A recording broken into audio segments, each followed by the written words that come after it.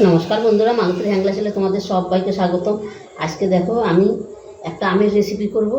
আজকে আমি করব ঝুড়ো আমের আচার। এই ঝুড়ো আমের আচারটা দেখো আমি এখানে 5টা আম নিয়ে নিয়েছি, প্রায় ওই 600-700 মতন আম নিয়েছি।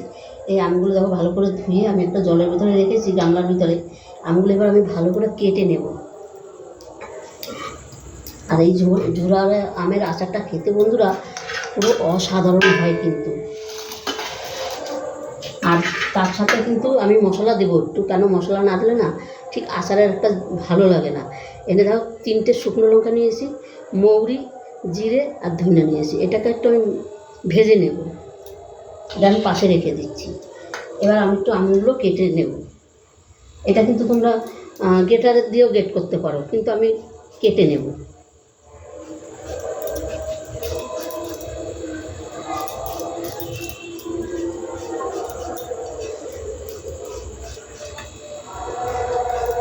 আর এখন বন্ধুরা আমের সিজন, এই তো কাঁচা আম এর পরে আর পাবে না, আম পেকে যাবে, তখন আর অনেক কাঁচা আম দিয়ে অনেক রেসিপি করা হবে না। সেই জন্যে যতটা পারো এখনই, কাঁচা আমের কিন্তু প্রচুর রেসিপি আছে, তোমরা করে নিতে পারো।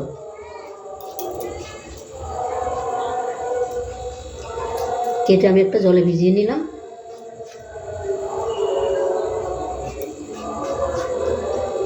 আর এই ঝুড়ো আমের রেসিপিটা করে তোমরা 6 মাস বসে বা বছর পর বছর বসেও কিন্তু খেতে পারো, কোনো অসুবিধা নেই, কিচ্ছু হবে না।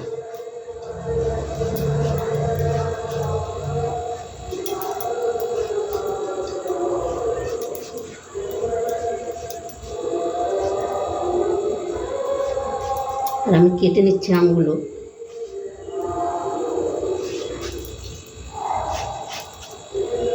আমগুলো কিন্তু এইভাবে, এই দেখো, এটা তোমরা তোমরা করে নিতে পারো, গ্রেটার দিও। আর আমি গ্রেটারে করব না, আমি ঠিক এইভাবে পিসগুলো করে নেব। হাতে করলে কি আমটা ভালো বেশ শক্ত শক্ত থাকে, ওই ঝুড়ো আমটা বেশ ভালো হয় কিন্তু আচারটা।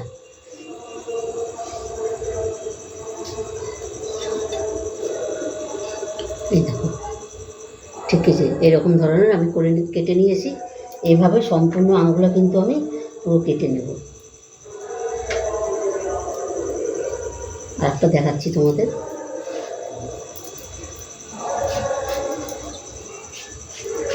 আটিটা, যে আটিটা থাকবে আটিটা বাদ দিয়ে দেবে, আটিটা নেবে না। আর এটা একটু লম্বা লম্বা করে নেবে, তাহলে কি বেশি লম্বা লম্বা করে নিলে এটা খেতে কিন্তু দারুণ লাগে কিন্তু।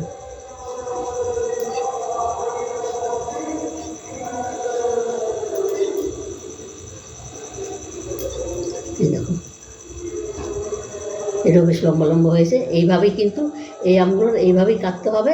আর তোমরা যদি বিশেষ গ্রেটার দিয়ে গ্রেট করে নিতে পারো, সেটা তো কোনো অসুবিধা নেই। এবার আমি পুরো আমগুলো কেটে নিচ্ছি বন্ধুরা, তোমরা পুরো ভিডিওটা দেখতে থাকো, দারুণ দারুণ লাগবে বন্ধুরা। দেখো আমগুলো কিন্তু খুব সুন্দরভাবে কেটে নিয়েছি, দেখো এই দেখো কত সুন্দর হয়েছে। বটি দিয়ে কাটলে বেশ এরকম বেশ গোটা গোটা থাকে তো। আর যখন এটা ঝুড়ো আমের আচার হবে তখনও কিন্তু এই গোটা গোটা বেশ এরকম থাকবে, কিন্তু ভালো লাগবে। এবার এটাকে আমি একটু মেখে নিই। আমি আরেকটা থালা নিয়ে নিলাম, এই থালাটার ভিতরে আমি ঢেলে নিচ্ছি, তাহলে এটার মধ্যে মাখতে আমার সুবিধা হবে।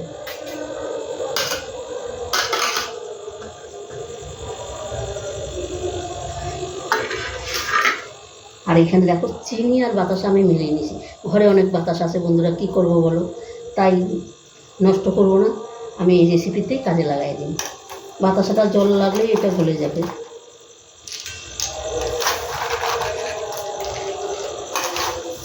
যে চিনিটাও দিয়ে দিলাম। এবার এটাকে একটু, এটা যদি ভেঙে নিতাম ভালো হতো, কিন্তু কোনো ভাঙার কোনো দরকার নেই। যখন এটা এভাবে মাখবো তখনই দেবো, এটা পুরো গলে যাবে, এখন পুরো জল জল হয়ে যাবে।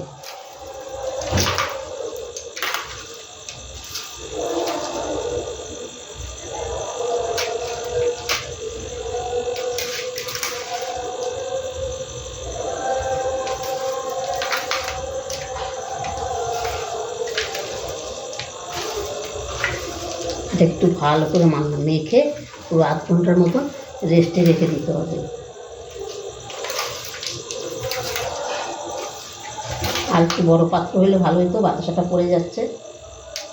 আর বাতাসা দেখো এই হাত দিয়ে চেপালে এই যে গুঁড়ো গুঁড়ো হয়ে যাচ্ছে।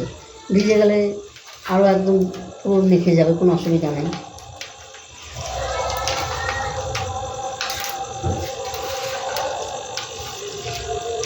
আর এটা তো বন্ধুরা নিরামিষ, ওই জন্য কোনো অসুবিধা নাই। এটা আমার ঠাকুরের বাতাসা।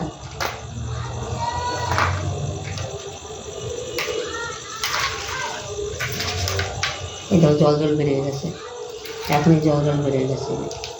এবার আমি 8 ঘন্টা রেখে দেবো রেস্টে। আর সেই ফাঁকে আমি এই মশলাটাকে ভেজে গুঁড়ো করে নিচ্ছি। এটা এবার ঢাকা দিয়ে রেখে দিন, এরপরে দেখবো আর বাতাসা খুঁজে পাওয়া যাবে না।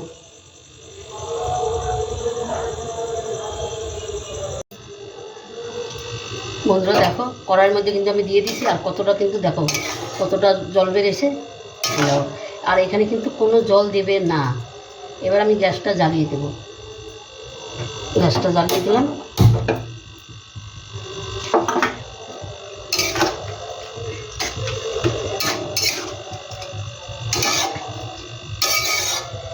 আর এখানে কিন্তু এক ফোঁটাও কোনো জল ব্যবহার হবে না, জল ছাড়াই কিন্তু এটা তৈরি হবে। জল তেল কোনো ব্যবহার নেই।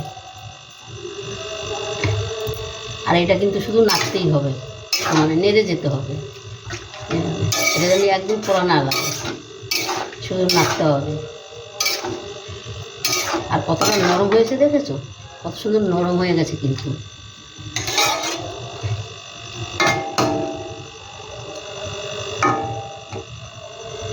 আর এখানে বন্ধুরা আমি দিয়ে দেবো একদম অল্প করে একটু হলুদ দিয়ে দেবো।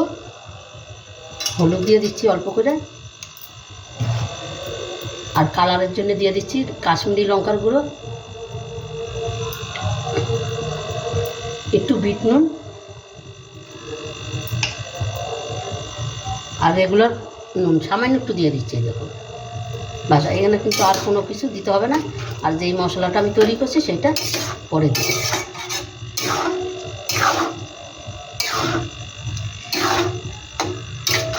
এইভাবে নেড়েই যেতে হবে সমানে।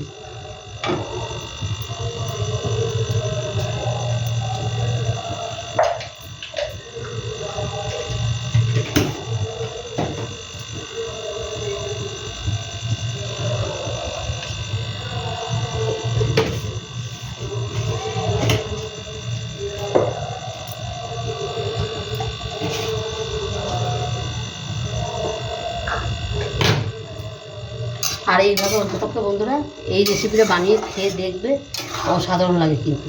আর এটা কিন্তু অনেক দিন ঘরে রেখে তারপরে খেতে পারবে। যখনই মন চাইলো তখন একটু তুলে খেলে ভালো লাগবে।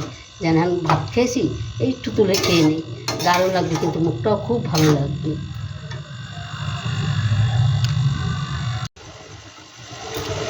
বন্ধুরা দেখো কত সুন্দর কালারটা হয়েছে, দারুণ হয়েছে। আর এটা কিন্তু একদম আস্তে আস্তে নাড়তে হবে। আস্তে আস্তে না নাড়লে এটা কিন্তু পুরো ভেঙে যাবে। এই জন্য এরকমভাবে নাড়তে হবে, একদম হালকা করে নাড়তে হবে। আর এটা যে ঝুরঝুরা আচার, সেইভাবে কিন্তু এটাকে তৈরি করতে হবে।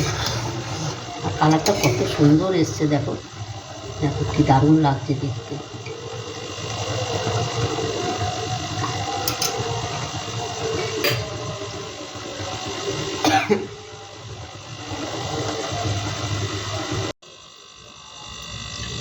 বন্ধুরা দেখো কত সুন্দর হয়েছে। এই দেখো এইভাবে হইলেই ভাববা, এই দেখো কত সুন্দর উঠে যাচ্ছে। তাইলেই ভাববা এইটা ঝুরা ঝুরা হয়ে এসছে। এটা আর কিন্তু বেশি জালের কোনো প্রয়োজন নেই, ঠিক আছে। এখানে এবার আমি যে মশলাটা আমি তৈরি করে রেখেছি সেই মশলাটা একটু আমি দিয়ে দিচ্ছি।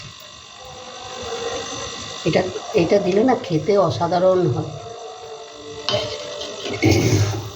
বন্ধুরা রেসিপিটা কেমন লাগলে তোমরা লাইক কমেন্ট শেয়ার করবে, বেশি বেশি করে শেয়ার করবে। রেসিপিটা ভালো লাগলে প্লিজ প্লিজ আমার চ্যানেলটা একটা সাবস্ক্রাইব করে দেবে। আর আমি বলবো এইভাবে একবার তৈরি করে খেয়ে দেখবে, দারুণ লাগবে কিন্তু। ছোটো বড় সবাই কিন্তু এই ঝুড়ো আচারটা খাবে, দারুণ দারুণ। এটা খেতে যেরকম বানাইতেও সহজ, খেতেও কিন্তু দারুণ লাগে। আর দেখতে অসাধারণ হয়েছে। দেখো এভাবে অন্তপক্ষে একবার তৈরি করে খেয়ে দেখবে, দারুণ লাগে কিন্তু। এটা কিন্তু আমার হয়েই গেছে।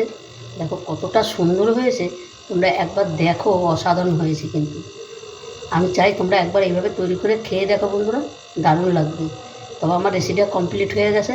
তবে বন্ধুরা অন্তপক্ষে এবারে একবার তৈরি করে খেয়ে দেখবে, 100 গ্যারান্টি।